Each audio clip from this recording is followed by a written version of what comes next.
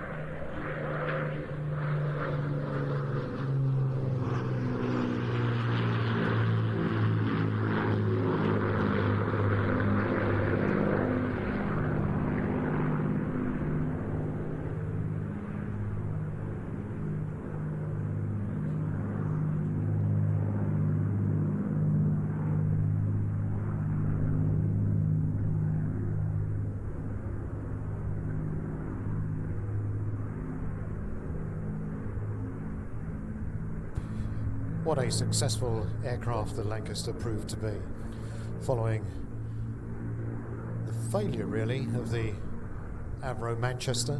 It's amazing the effect of those additional Merlin engines and the adjustments to the wingspan. What a difference that made to this aircraft.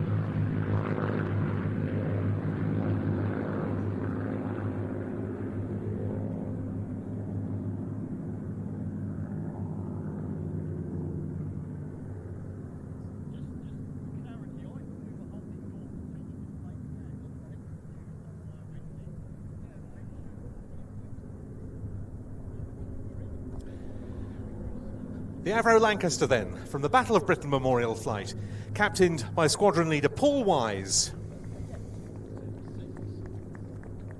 But in the meantime, today's Royal Air Force decided to pay its own tribute to the wartime Typhoons by painting the solo display Eurofighter Typhoon FGR-4 from number 29 Squadron for this season in the colours of a Hawker Typhoon from the D-Day period, specifically one operated by number 257 Squadron.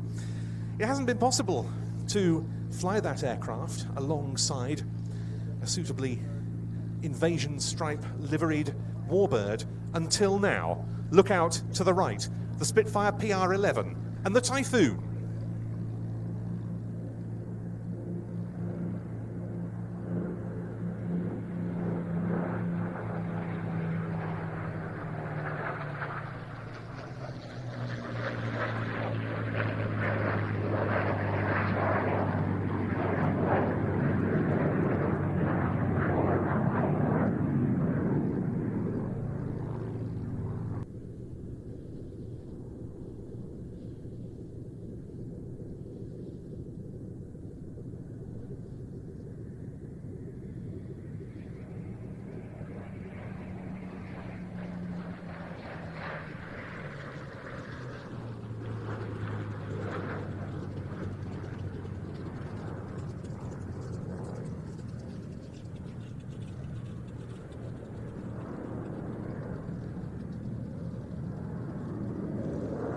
And there they are on the break, the Spitfire PR-11 of the Aircraft Restoration Company, which we'll see back with us shortly. And the Typhoon FGR-4 from number 29 Squadron at Coningsby, the operational conversion unit, transitioning newly fledged pilots to the frontline Typhoon force. And at the controls, for his final display of the 2024 season, is Flight Lieutenant David Turnbull, call sign Turbo.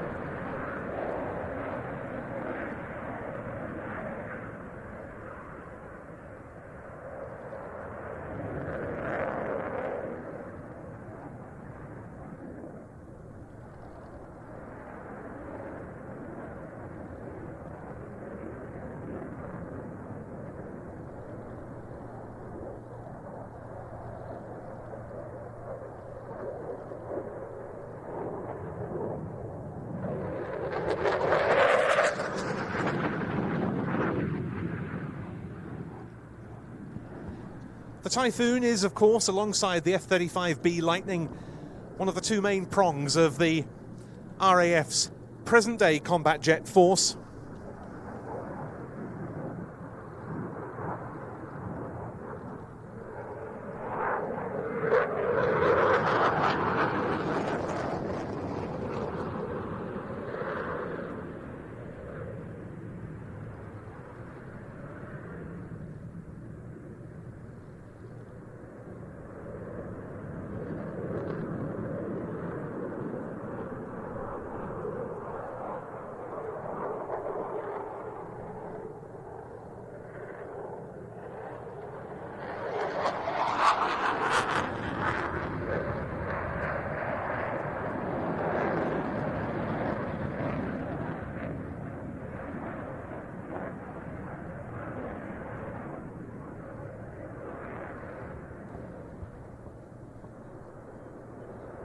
And this is very much a multi-role, indeed a swing role aeroplane.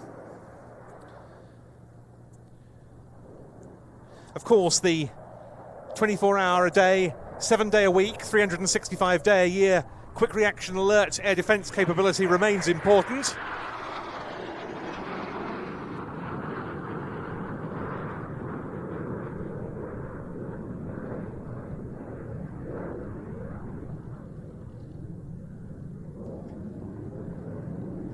And that's not just the case here at home, whether at RAF Coningsby or the other Typhoon operating base at RAF Lossiemouth in Morayshire, but also overseas. The Typhoons have been regular contributors to the NATO Baltic and Icelandic air policing missions, and they've made multiple deployments to Eastern Europe since the Russian invasion of Ukraine.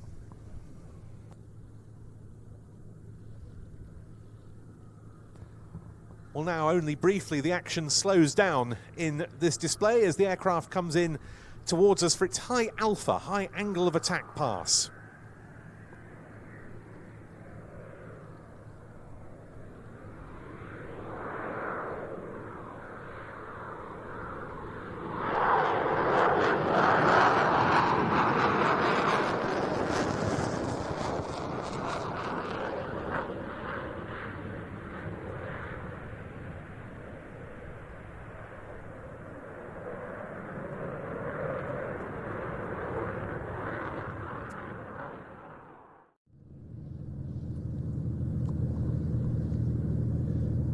But we come now to a very special salute. Raynham George Hanna was born in Auckland, New Zealand in 1928.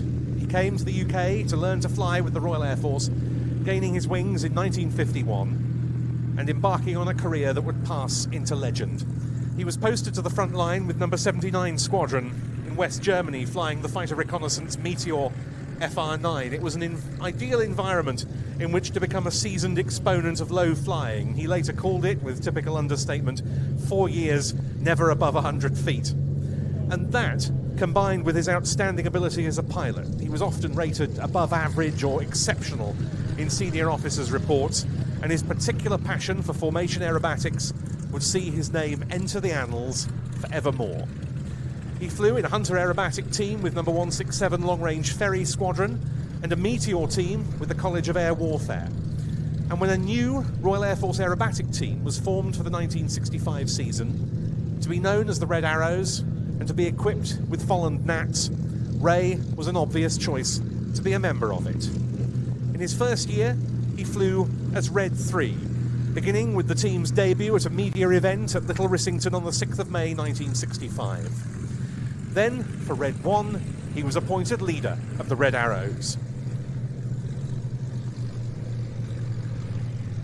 Ray would go on to lead the team for an unequalled 4 consecutive seasons until the end of 1969, and it was under Ray's leadership as Red 1. The Red Arrows expanded to a 9-ship formation in 1968 and established an unrivaled world reputation for superlative, precise displays. Never was a unit motto, éclat, meaning excellence, better deserved. Retiring from the RAF in 1971, Ray had already begun his association with the aircraft that would define the civilian part of his career. The combat veteran Supermarine Spitfire 9 with serial number MH434. He flew it, then owned by Adrian Swire, for the first time in 1970. It set a new standard for Spitfire displays, just as he had for aerobatic team leading with the Red Arrows.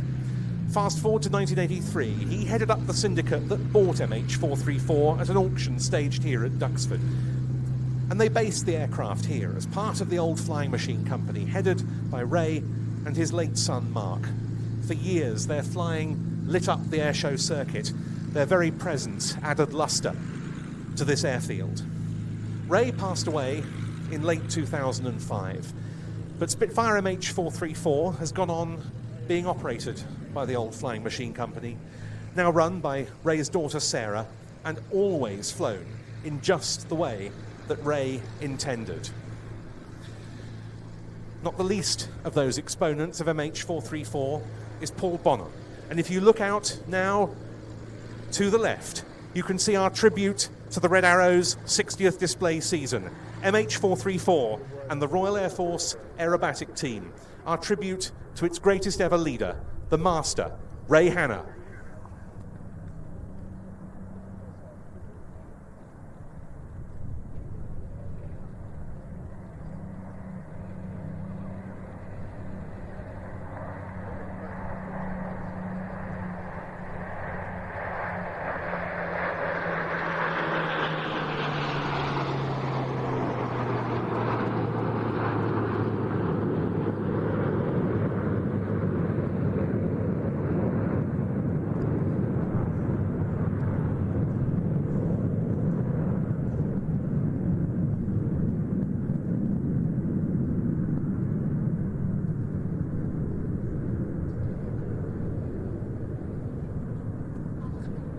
So many years of air display excellence encapsulated in that one formation. Paul Bonham now breaking round to land with MH434 from the old Flying Machine Company.